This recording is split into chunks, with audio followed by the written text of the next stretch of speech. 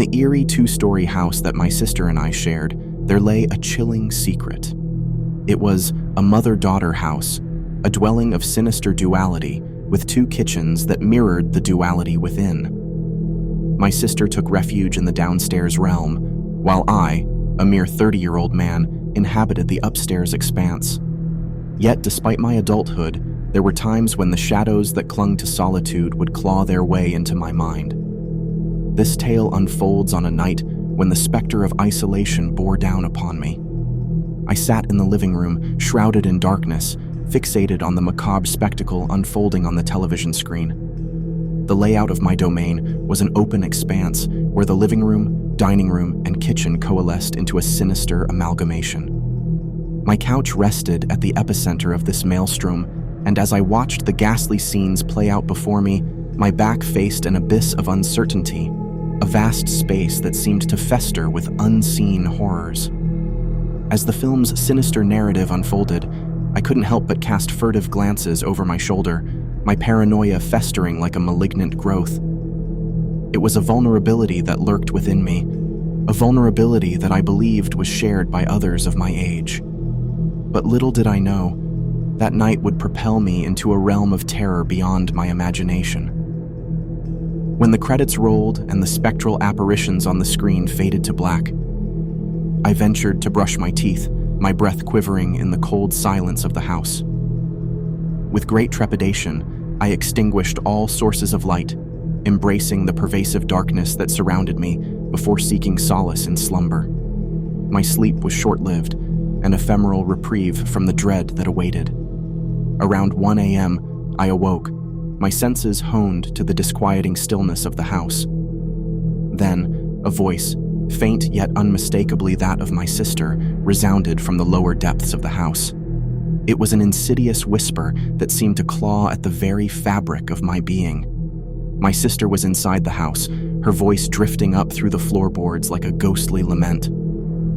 Disoriented and groggy, I struggled to make sense of her words. It felt as though she was beckoning me, perhaps in distress, or embroiled in a spectral argument with her boyfriend. An inexplicable compulsion surged within me, overriding my reason.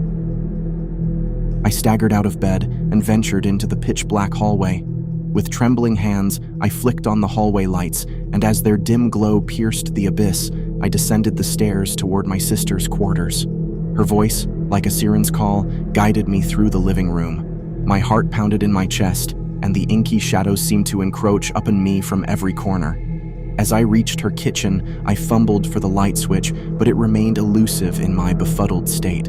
Struggling to shake off the cobwebs of sleep, I proceeded down the hallway toward her bedroom. The dim light gradually illuminated her apartment, and I could see clearly that it was devoid of life.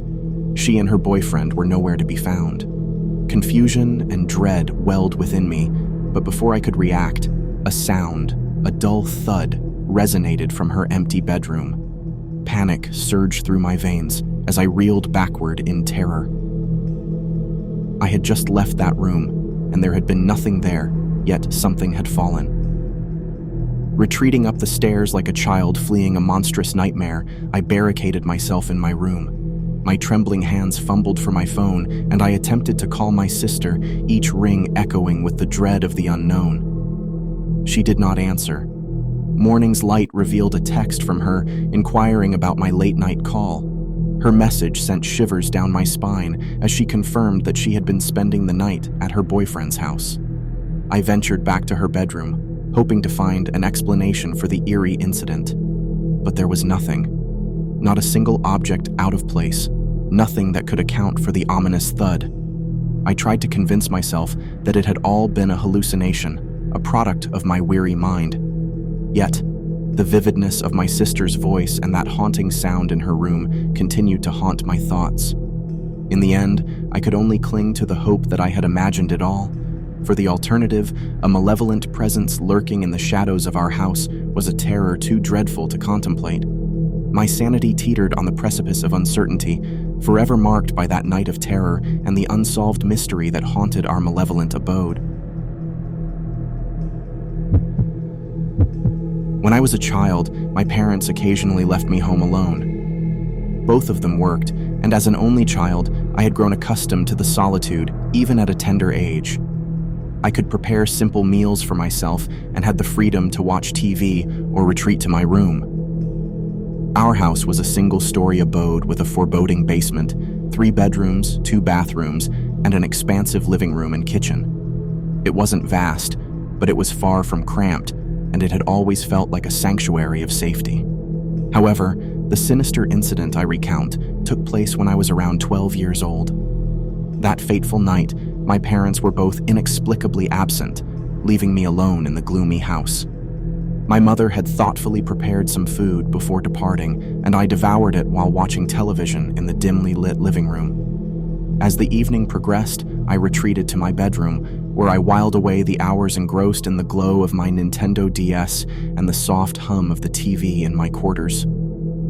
The clock hands crept toward 8:30 or 9 p.m., and the inky darkness of the night engulfed the world outside. In the eerie silence, a chilling sound pierced the stillness, the sliding glass door at the rear of the house grating open. This noise, while a common occurrence as my parents often ventured to the patio, struck me as odd on this particular night. Panic surged through my veins, clutching my heart in an icy grip. My parents were absent, and no neighbors would casually invade our solitude. My world transformed from familiar sanctuary to an ominous abyss. Frozen with fear, I contemplated my next move. I had never envisioned such a scenario, the quiet neighborhood lending an illusion of invincibility. I remained seated on my bed, my bedroom door ajar by about a foot. Closing it seemed prudent, yet I feared the creak of the hinges would betray my presence. Inexplicably, there were no sounds of intruders within the house, no ominous footsteps echoing through the wood-paneled floors. The volume on my TV was low, and had there been any unwelcome guests, I would have surely heard their approach. I sat motionless, my senses attuned to every subtle noise, but there was only the silence of the night. Summoning my courage, I reached for the TV remote and muted the volume. I strained to listen for any signs of intrusion, but still heard nothing. Perhaps my senses had deceived me, and the sliding door had never opened, I reasoned. Emboldened by my own doubts, I rose from my bed and ventured to investigate. My bedroom led to a dimly lit hallway, and beyond that lay the living room. The dining room and kitchen were obscured from view, nestled deeper into the heart of the house. I scoured every corner of the living room, discovering nothing amiss. Then, guided by a newfound false sense of security, I proceeded into the dining room and kitchen, my steps hushed by the carpet. No intruders, no lurking shadows. The sliding glass door was shut, albeit unlocked, and the patio outside appeared undisturbed. I tried to convince myself that I had imagined the entire ordeal.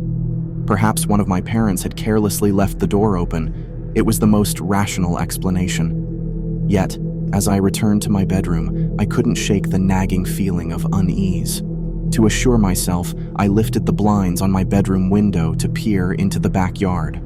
All seemed tranquil in the moonlight, but my unease persisted.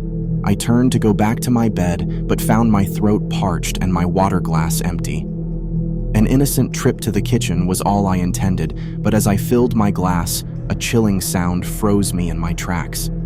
Faint footsteps echoed from the living room, growing closer with each passing second. Someone was undoubtedly inside the house.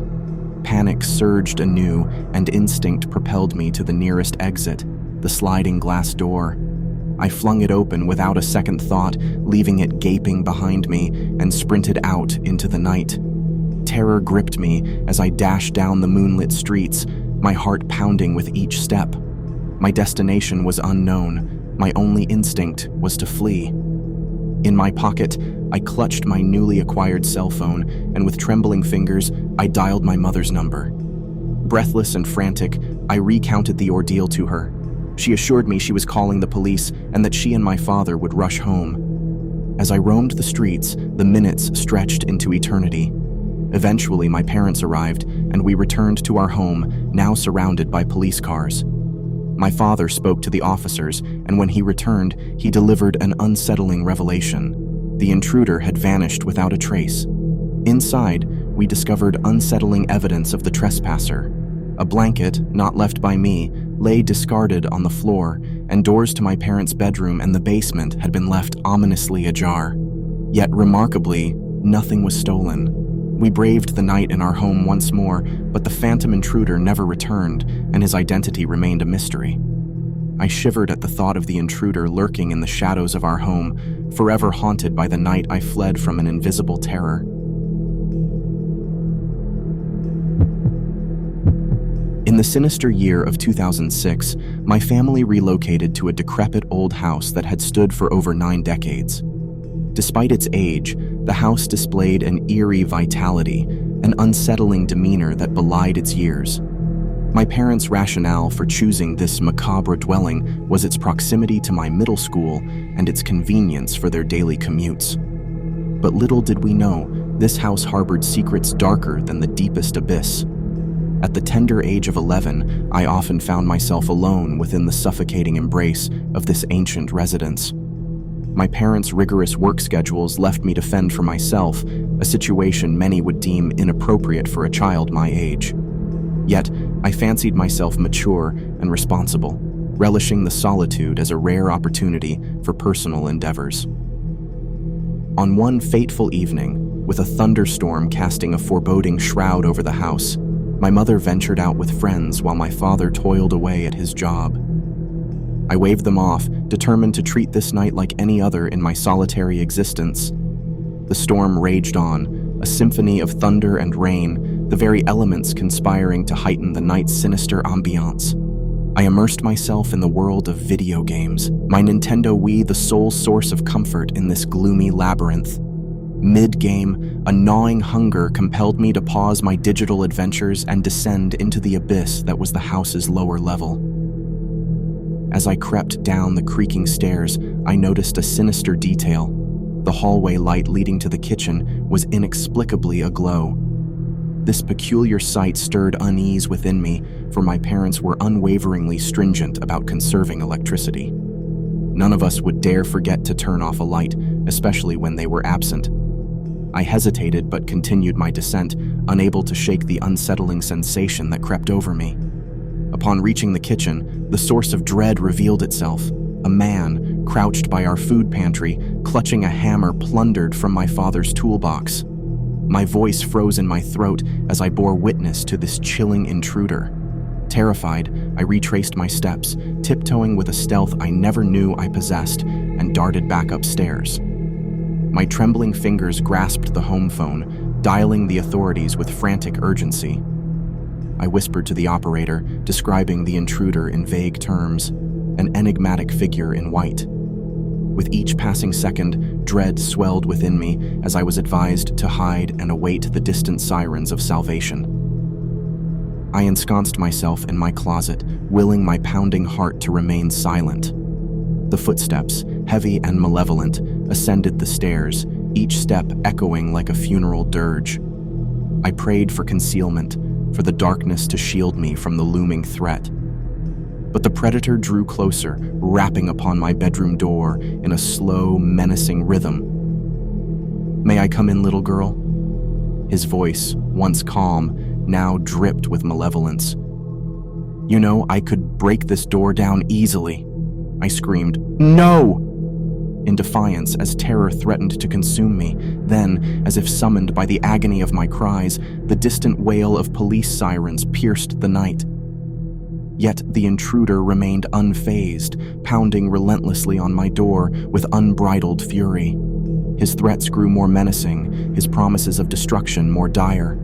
My pleas for deliverance filled the air, mingling with the howling storm outside. Finally, salvation arrived as the police descended upon the house.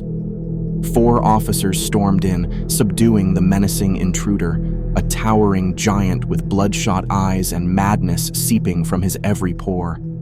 His gaze met mine, an abyss of hatred and rage, promising vengeance upon his eventual release. He was led away, a specter of malevolence, and the night held its breath, releasing me from its dreadful grip. The female officer who had been my savior embraced me, and with trembling lips, I assured her I did not know the man. The nightmare was over, but its scars would forever haunt my soul. The man was arrested for his malevolent intrusion, yet his visage lingered in my nightmares, an eternal reminder of that harrowing night. My parents no longer left me alone until I reached the age of 15, and even then, the specter of fear clung to me. Today, as an adult with my own family, I am vigilant, always reminding my fiancé to lock the doors. The traumatic memories of that night have left a mark on my psyche, and I vow that my children will never endure such horrors. Sometimes, in the darkest recesses of the night, my dreams are tormented by the relentless pounding of a man at the door, a relentless specter determined to claim his prey. Several years ago, I inhabited a secluded house nestled in the desolate expanse of Northern California. This eerie abode lay on the outskirts of suburbia, offering the illusion of the perfect balance between space and neighborly proximity. Yet, darkness shrouded this neighborhood, its nightfall only exacerbated by the absence of streetlights. Even the moon's silver luminescence struggled to penetrate the thick, forbidding clouds. The absence of light, however, did not perturb me. Instead, it enhanced the haunting ambiance, making my quaint dwelling all the more intriguing. One fateful evening, after returning from a wearisome day at work, I was greeted by the all-encompassing obscurity that clung to my surroundings. Clouds masked the moon's gentle glow, rendering the night an abyss of impenetrable shadows. As I exited my car, I was met by an unsettling scent, a whiff of cigarette smoke. The aroma wafted through the air, an enigmatic presence in a place where it had never before intruded. My initial unease was tempered by the absence of anyone in sight, so I brushed aside the disquieting scent and proceeded inside. Fatigue gripped me. A long shift, coupled with a few extra hours of overtime, had taken its toll. Despite the early hour, I yearned for rest. Deciding to forego the evening's distractions, I embarked on the routine of preparing for slumber. Sometime later, I awoke to an inexplicable disturbance within my abode. I initially dismissed my disoriented state, attributing it to my friend, who occasionally visited after work to use my shower en route to his night classes. I had even entrusted him with a spare key for these unscheduled stops. However, this time, my phone remained conspicuously silent, a stark contrast to his customary courtesy of notifying me in advance. Raising my groggy head, I reached for the cell phone on my bedside table. Its glaring light momentarily blinded me, as those bygone days lacked the convenience of light sensors that dimmed screens in the dark. Blinking away the radiance, I strained to decipher the time. The numbers glared back at me, 9 p.m.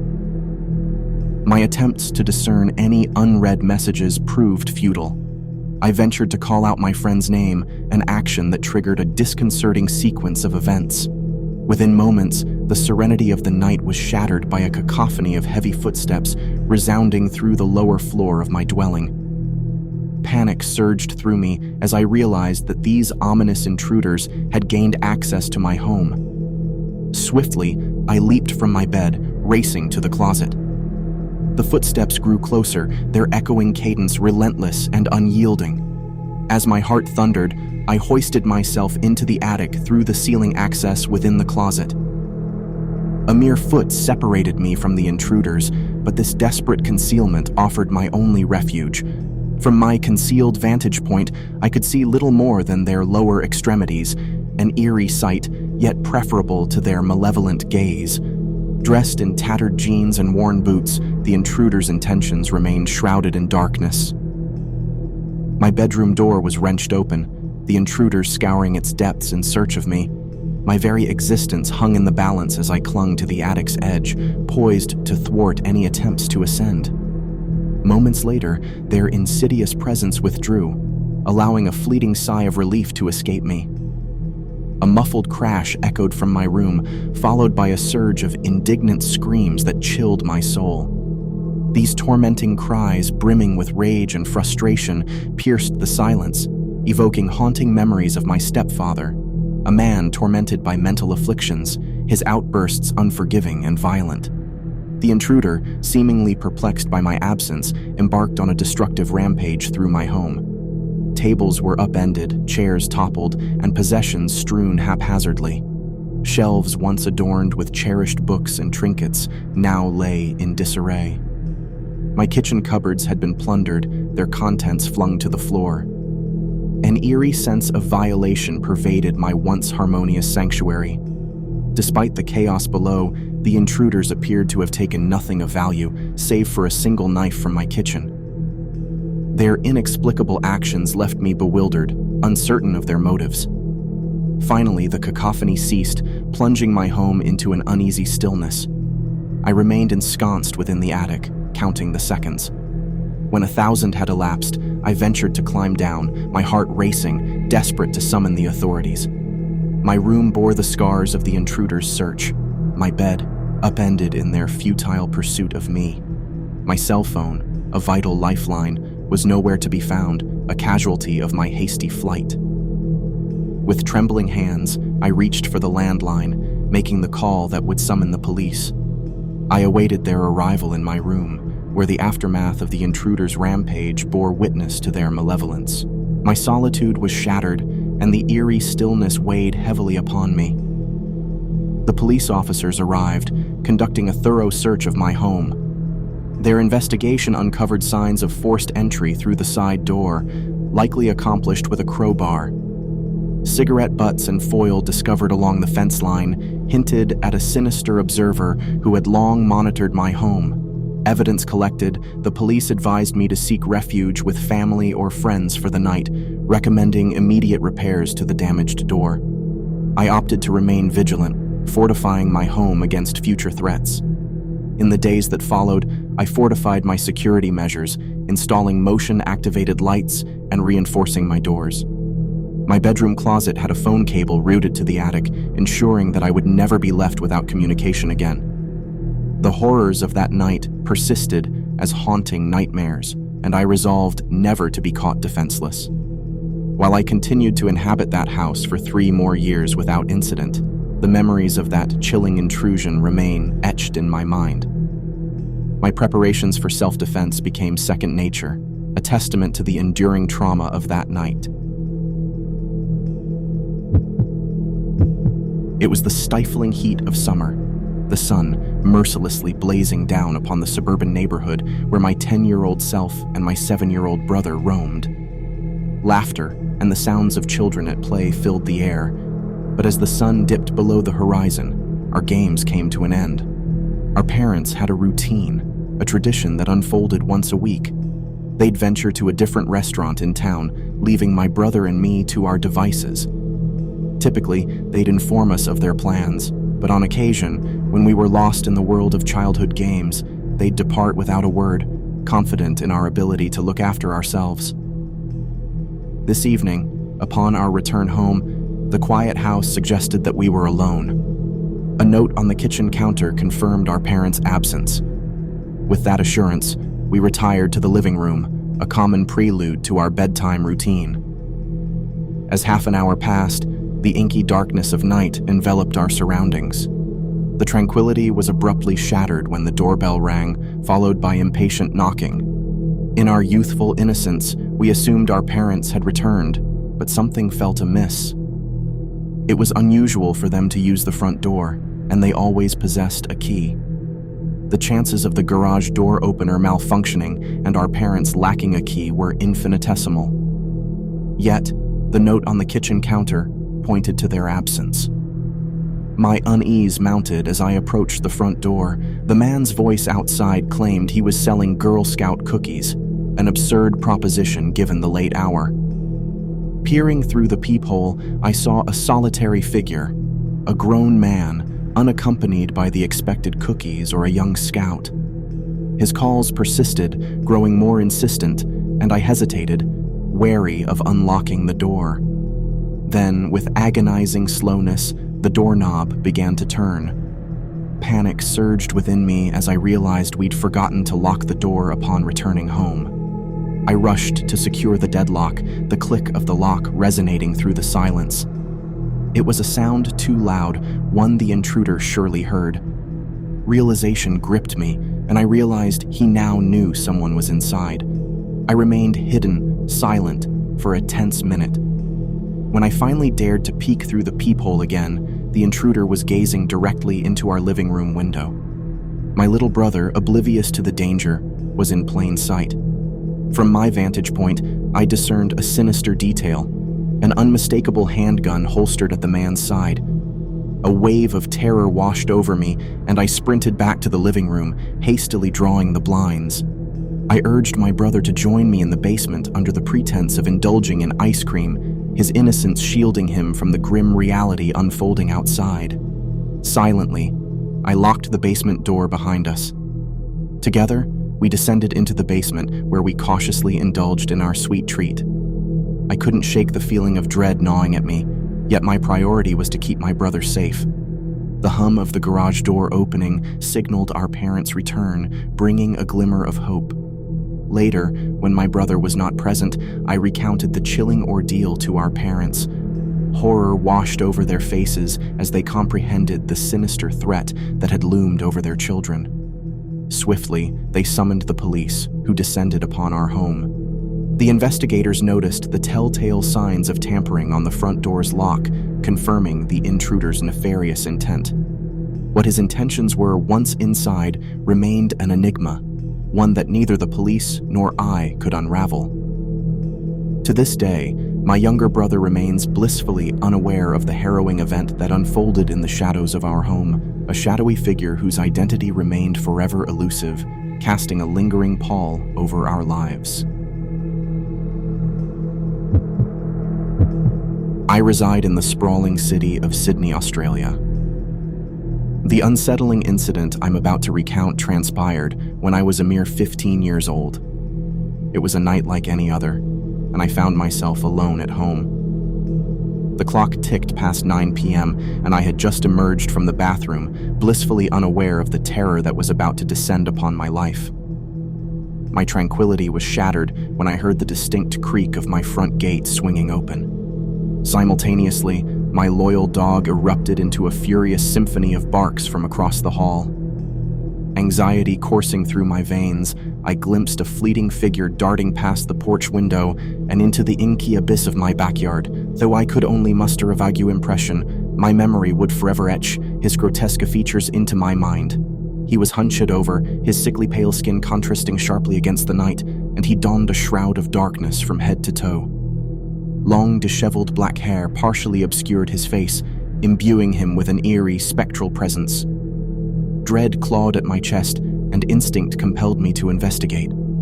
I ventured into the living room, where I discovered my faithful dog still stationed at the front door, growling with unrestrained ferocity. The absence of the intruder's return suggested he was lurking somewhere within the shadows of my backyard. My eyes remained fixed on the door, and minutes stretched into an eternity. In this tense moment, another figure, altogether more ordinary in appearance, descended upon my porch.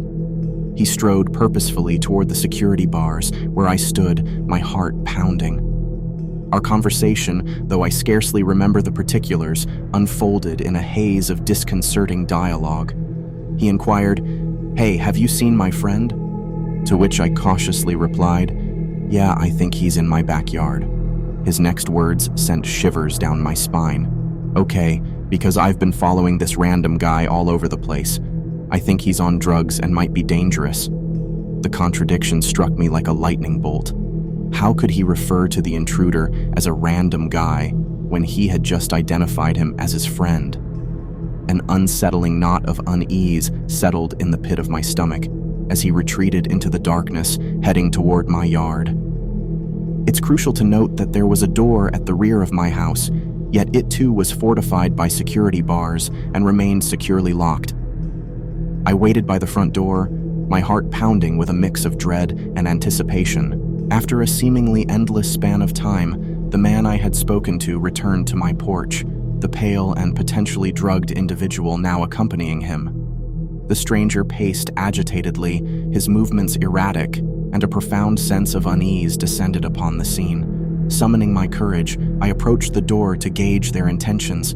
The man implored, "Hey, sorry man, I just found him. Look, he's really nervous. He'd feel better if you unlocked the door and came out here, just so he could see that you're harmless." A cold dread settled in my chest. The drugged-out individual had ceased his frenzied pacing, now standing with unnatural stillness, his eyes locked onto mine with a malevolence that sent shivers down my spine. The silence grew oppressive, leaving me mute and paralyzed with fear.